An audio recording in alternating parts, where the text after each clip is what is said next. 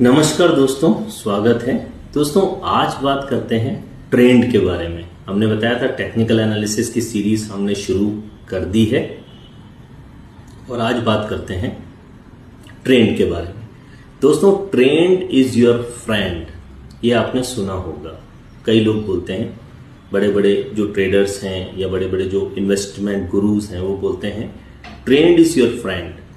अगर हम ट्रेंड को समझ लिए तो हम टेक्निकल एनालिसिस को अच्छे से समझ जाएंगे।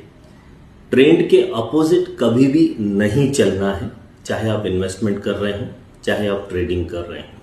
ट्रेंड के साथ ही चलना है, लेकिन उसके लिए पहले ट्रेंड को पहचानना पड़ेगा। तो दोस्तों ट्रेंड वो है जिसमें एक चीज कंटिन्यूअसली चल रही है। तो ट्रेंड 3 प्रकार के होते हैं। सबसे पहला प्रकार है अप ट्रेंड। अप ट्रेंड मतलब कोई एक चीज स्टार्ट हुई फिर ऊपर ही ऊपर मूव कर रही है, मतलब उसका ट्रेंड ऊपर की तरफ कंटिन्यूअस है। तो अपवर्ड मूवमेंट होता है प्राइस का 100, 120, 130, 140, 160। इसका मतलब ये नहीं लीनियर में ही जाएगा। मैं अभी शेयर कर रहा हूं आपके साथ किस तरह से ट्रेंड चलता है, तो आप इससे समझ पाएंगे कि 100 से 120 जाएगी चीज, फिर वापस 115 आएगी, फिर 117 जाएगी, ऐसे। तो सीधे स्टीप ट्रेंड नहीं होता है ट्रेंड, लेकिन ओवरऑल उसका ट्रेंड ऊपर की तरफ है। ये हमें चार्ट देखने से समझ में आएगा। देखिए चार्ट,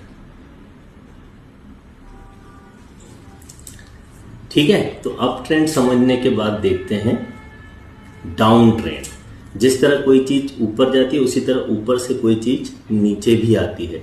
300, 270, 250, 220, 100, 200। तो ये डाउन ट्रेंड है जिसमें नॉर्मली लोअर हाई और लोअर लो बनते हैं। अप ट्रेंड में हायर हाई और हायर लो बनते हैं, ठीक है। तो डाउन ट्रेंड कैसे होता है उसको समझने के लिए भी देखिए ये चार्ट। डाउन ट्रेंड में जब कोई चीज है तब उस समय ऊपर की साइड का कोई भी मूव एक्सपेक्ट नहीं करना चाहिए, क्योंकि it will be just tantamount to a dead cat bounce, जिसमें थोड़ा सा बाउंस आएगा, ओवरऑल चीज नीचे आएगी। क्योंकि जो अपर ट्रेंड है, लॉन्ग टर्म ट्रेंड है, उसके अगेंस्ट शॉर्ट टर्म ट्रेंड ज्यादा नहीं चलता है।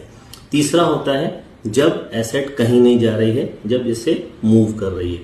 100, 120, 115, 120, 110, 120, 108, 120।